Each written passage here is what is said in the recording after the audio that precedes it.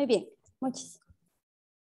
muchísimas gracias. Muy buenas tardes a todas y a todos. Es un gusto para mí saludarles desde la región sur del Ecuador, para todos aquellos colegas, compañeros que nos están acompañando en este quinto Congreso Internacional de Ambiental y Forestal. Muchas gracias por la apertura y por permitirme en este corto tiempo el poder mostrarles algunos resultados relacionados a la caracterización de tipos funcionales de plantas como especies indicadoras para el manejo y la conservación del recurso forestal en un bosque montano del sur del Ecuador. Son resultados, bueno, voy a presentarles la primera parte de algunos resultados, lamentablemente por el tema de tiempo, pues no se puede presentar todo, pero voy a mostrarles una forma de poder abordar, manejar, conservar la biodiversidad utilizando lo que se conoce como ecología funcional. Muy bien, la presentación que yo voy a realizar la voy a enfocar en 4 temas bastante comunes y claros en este tipo de participaciones, en donde les voy a mencionar el uso de la ecología funcional como una alternativa para poder analizar la diversidad y la biodiversidad que tienen los países o los bosques o los recursos como tal. ¿Qué metodología utilizamos en esta investigación? Los principales resultados, sobre todo enfocados en la determinación de estos tipos funcionales de plantas y algunas conclusiones que hasta el momento estamos ya obteniendo de esta investigación. Como la mayoría de ustedes conoce, el estar ubicados en la zona tropical nos da una característica muy particular y peculiar, que es la de ser considerados países megadiversos. Tenemos una enorme cantidad de especies, una enorme cantidad de ecosistemas, una diversidad cultural y genética que se alberga en nuestros bosques, en nuestros recursos naturales como tal. Y esa enorme biodiversidad de ecosistemas que nosotros tenemos se debe, entre otros factores, a uno de los atributos principales, que es la presencia de la cordillera de los Andes. Esta cordillera, estas características topográficas muy peculiares que atraviesan todo nuestro país, justamente hace que tengamos una diversidad de microclimas, diversidad de tipos de suelos, y en esas particularidades de microclimas y de tipos de suelos se desarrollan especies tanto de flora como de fauna que son en algunos sentidos muy especiales, muy específicas, y que obviamente van a ser distintos si estas se encuentran ubicadas en las estribaciones de la parte oriental o en las estribaciones occidentales. Entonces, cuando nosotros analizamos esta biodiversidad, tenemos un gran reto por delante. El hecho de ser, como lo mencioné anteriormente, un país con esta enorme riqueza de especies y de ecosistemas hace de que tengamos esa obligación para poder manejarla y conservarla, empezar a generar información.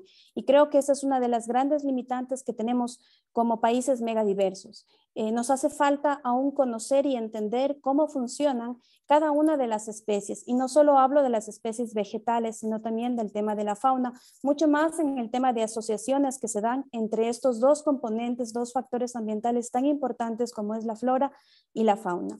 Entonces, la importancia de la biodiversidad sin duda se refleja a través de la estructura y de la funcionalidad que llegan a tener las especies que forman parte de estos ecosistemas naturales. Sin embargo, hasta el momento lo que estamos haciendo es investigar a la biodiversidad con una visión bastante tradicional.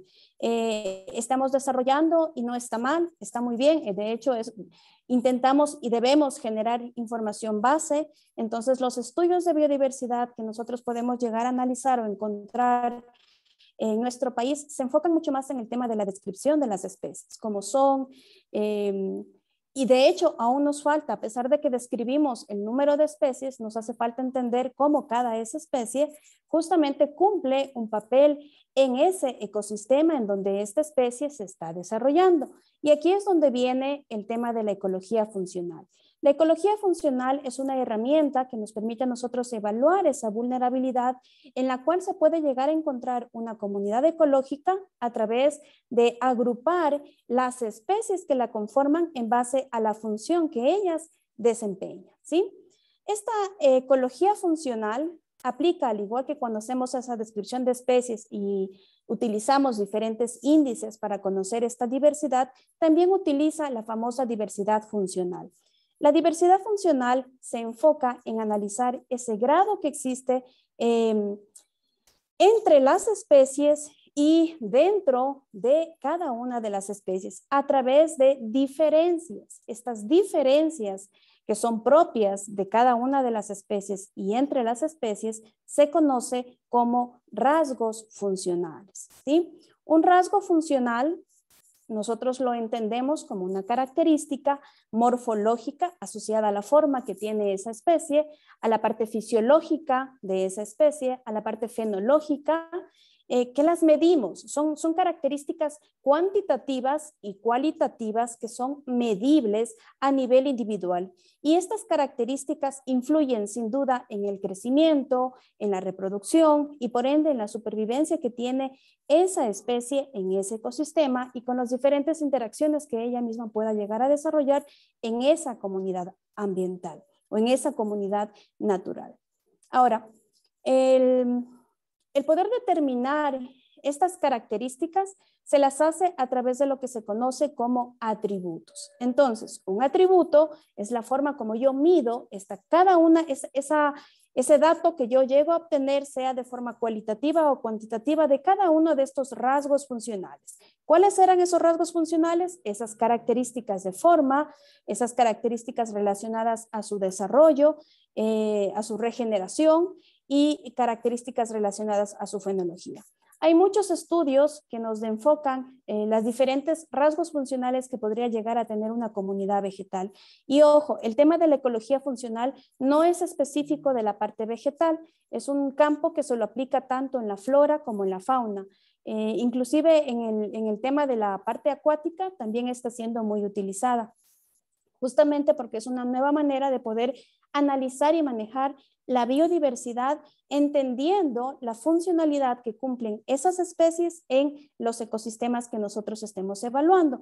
Por ende, la forma como nosotros vayamos a evaluar o los objetivos, las preguntas de investigación que se mantengan o que se desarrollen en un determinado ecosistema van a depender de cómo nosotros vayamos a entender esos resultados que nos arroja el poder identificar la funcionalidad de una especie a través de estos rasgos ecológicos. En nuestro caso, nosotros nos hemos planteado dos preguntas de investigación, las cuales se tradujeron en objetivos específicos. Uno de ellos fue el poder identificar los diferentes atributos morfológicos, fenológicos y fisiológicos que tienen las especies vegetales del bosque montano. Y el segundo objetivo es poder determinar con estas características morfológicas, con estos atributos que medimos de estos rasgos, tipos funcionales de plantas. Estos tipos funcionales de plantas nos muestran una manera diferente en cómo podemos abordar el manejo de la biodiversidad. ¿En dónde lo hicimos?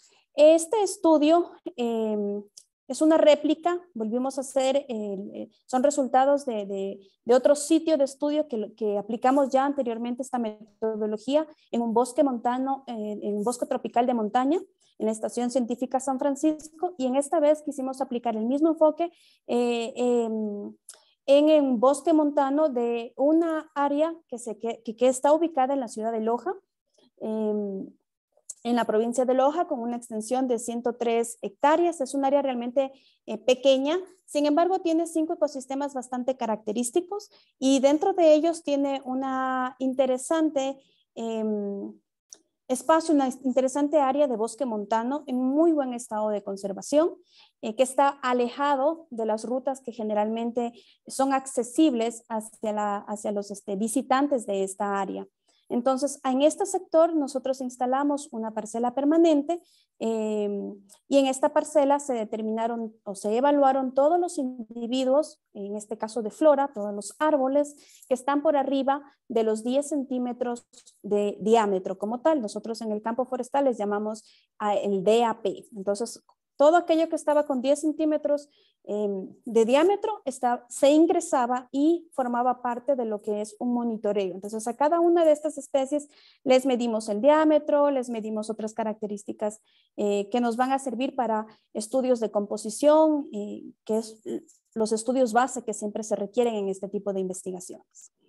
Entonces, para contestar la primera pregunta de investigación y enfocarnos en saber, bueno, cuáles son esos atributos morfológicos, fisiológicos y fenológicos que podemos llegar a investigar, nosotros utilizamos 4 rasgos funcionales y fueron seleccionados justamente por esa facilidad de utilizarlos. La ecología funcional lo que intenta es mostrar diferentes formas de abordar a un individuo que sean fácilmente medibles. Entonces nosotros seleccionamos en base a la diversidad de rasgos que existen y que están clasificados de acuerdo a la respuesta que puedan llegar a tener al efecto que podrían llegar a evaluarse. Trabajamos con lo que es la altura máxima, trabajamos con la fenología foliar, trabajamos también con el hábito de crecimiento que llega a tener esa especie y con el agente dispersor que le ayuda a los procesos justamente de reproducción. Entonces, como ustedes pueden observar aquí, estos 4 atributos como tal fueron medidos en campo, ¿sí? Pero también en aquellos en donde no pudimos identificar esta característica en el campo, utilizamos bibliografía especializada para poder complementar la información, ¿sí? En lo que se refiere a la altura, pues medimos la altura máxima, es la distancia o esta altura que hay desde el límite del suelo hacia la parte superior, en donde nosotros podemos ver, determinar el límite máximo que tienen estos, donde se puede observar la parte del follaje y la altura se puede considerar o es considerada mejor una característica y un rasgo porque existen muchas especies que utilizan como estrategia de sobrevivencia justamente el tener sus meristemos, el tema de las flores o los frutos en la parte alta, ¿no? Es una estrategia de supervivencia y está muy relacionada con el tema de la luz. Ustedes conocen que la luz es un limitante en el tema de los bosques y el desarrollo de muchas de las especies. Entonces, es un rasgo muy fácil de utilizar y que nos dice mucho sobre la forma como puede desarrollarse o desempeñarse la posición, la sociología que pueda llegar a tener esa especie. Otro rasgo, la fenología foliar, y aquí evaluamos 2 atributos, que es si la especie es perennifolia, lo relacionamos con el tema de que mantiene las hojas durante todo el año como tal, y le pusimos el nombre de caducifolia cuando pierde las hojas por determinada característica. O sea, recordemos también que al estar en un país tropical, nosotros no tenemos estaciones marcadas, ¿verdad? Sin embargo, existen algunas especies que por cuestiones fisiológicas, cuando entran a periodos de floración y de fenología como tal, los periodos de fenología, de reproducción, ellas tienden a perder sus hojas. Entonces, identificamos en el campo, justamente mediante un año que hicimos el seguimiento, cuáles especies conservaban sus hojas a lo largo de todo ese periodo y cuáles, por cuestiones relacionadas a la fenología, perdían esas hojas de forma estacional, así, de forma estacional. El hábito de crecimiento, la distinción entre los que son árboles y los que son arbustos y los agentes dispersores, que realmente hay una gran cantidad de atributos que podemos relacionarnos con el tema de los agentes dispersores.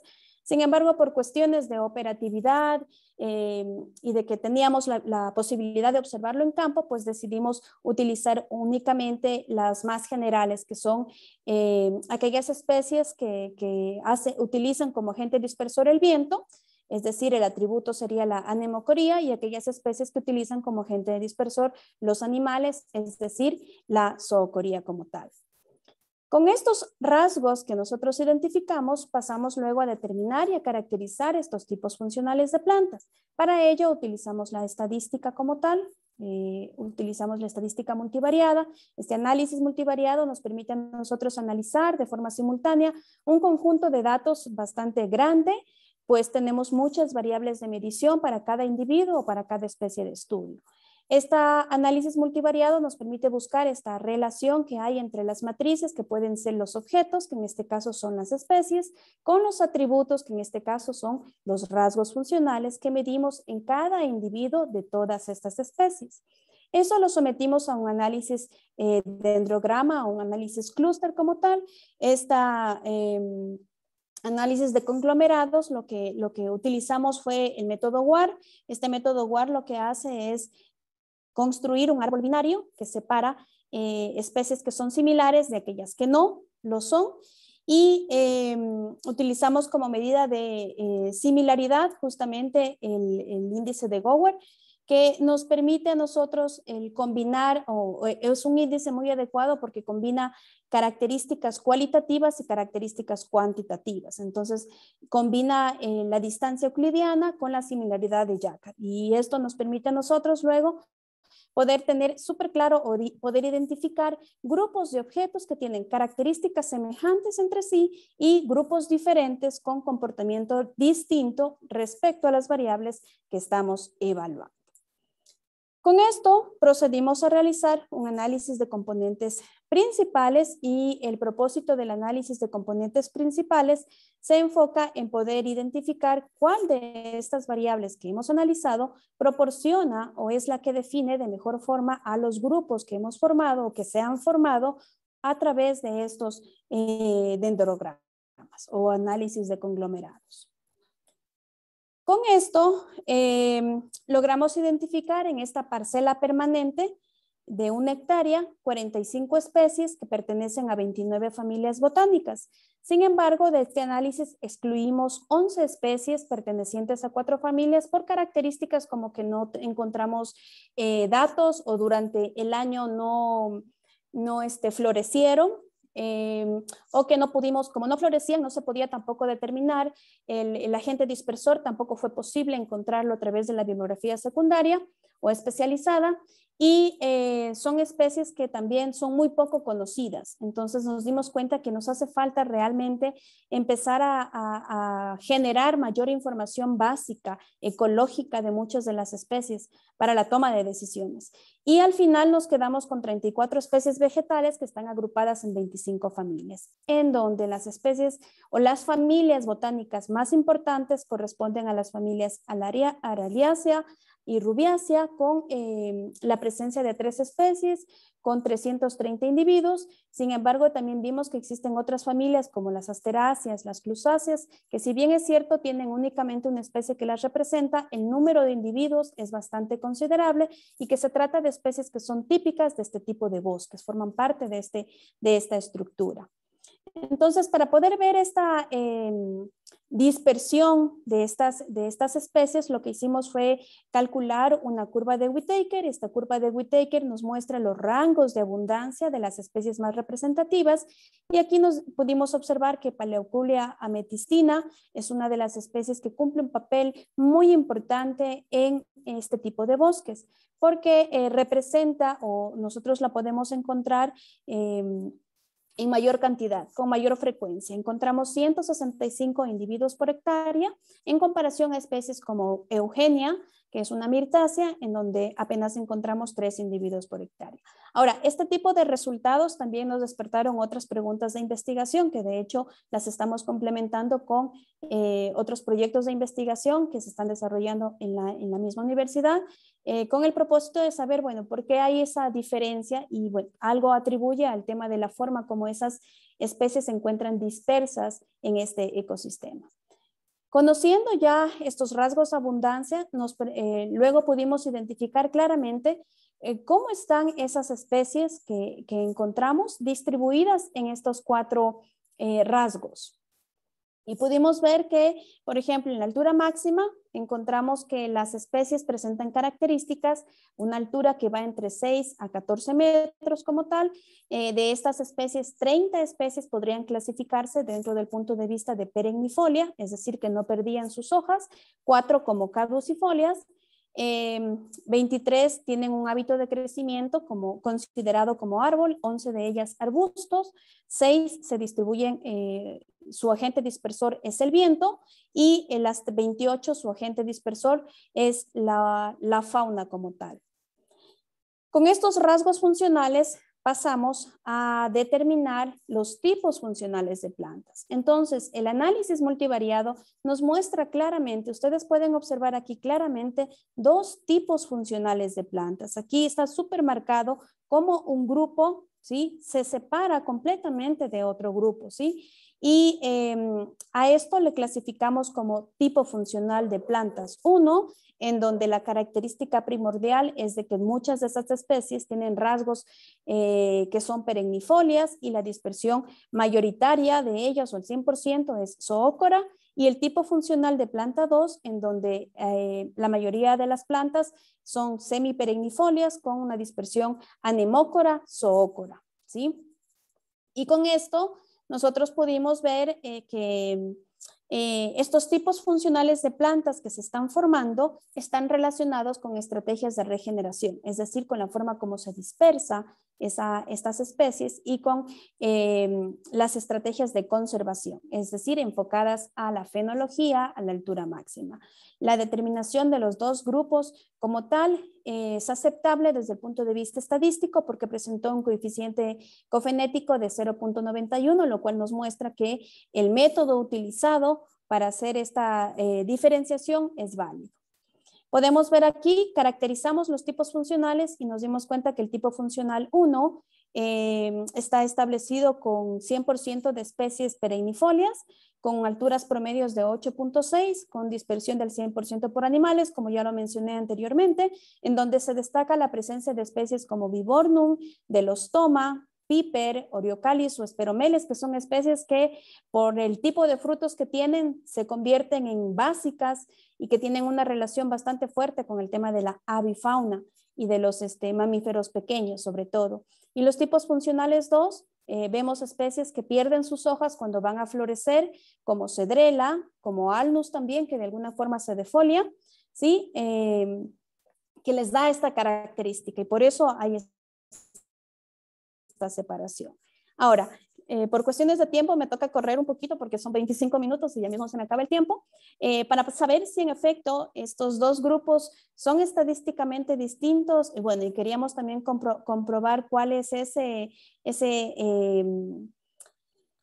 rasgo que separaba completamente esta distinción, pues hicimos este análisis de componentes principales y vimos que características como la altura máxima y la fenología, pues jalan realmente muchas de las especies hacia un grupo y el agente dispersor es el que determina o es el determinante en el eje sobre todo número 2 con una explicación casi del 80% de esa variabilidad. Entonces es bastante dentro de lo que a estudios ecológicos se refiere. Para ver estas diferencias hicimos un análisis de la varianza multivariado, vimos que existen diferencias significativas entre estos dos grupos, entonces definitivamente existen dos tipos funcionales de plantas ahí que se están agrupando por sus rasgos como tal. Con ello llego a las conclusiones en donde podemos observar que estos rasgos funcionales a través de atributos como características de la fenología, del agente dispersor, de la altura máxima, se constituyen en indicadores que pueden ayudarnos mucho a poder analizar y entender las relaciones funcionales y ecológicas que ocurren dentro de una comunidad vegetal. Ahora, en este bosque montano en particular, hemos identificado dos tipos funcionales de plantas y estos dos tipos funcionales de plantas agrupan características que tienen que considerarse a la hora de formular y poder aplicar planes de manejo y de conservación que se basen en esos rasgos identificados, no solo en el número de especies, sino también en que estas especies, como se distribuyen en ese espacio, en ese tiempo, comparten recursos de forma similar. Eso quizá nos va a permitir a nosotros el poder diseñar justamente herramientas y estrategias para la toma de decisiones enfocadas en la función que tiene cada una de estas especies. Y como conclusión también tenemos que es muy importante el analizar las relaciones que existen entre estos factores. Por ejemplo, el tema de la flora con la fauna, la forma como se dispersan. El aporte del síndrome de dispersión anemócoro y zoócoro en el bosque montano es muy importante. La relación que muestran estas especies a esta variable se considera como una base principal para poder asegurar el éxito reproductivo de las especies en este sitio, ya que las funciones que realizan dentro del bosque son claves para la continuidad de las mismas a lo largo del tiempo. Y es donde nos falta todavía desarrollar muchos estudios, el poder entender la funcionalidad y estas relaciones interespecíficas entre estos dos factores son necesarios porque a la larga el poder conservar y restaurar un recurso va a enfocarse en el grado de conocimiento que tengamos de cada uno de los componentes que forman parte de un ecosistema.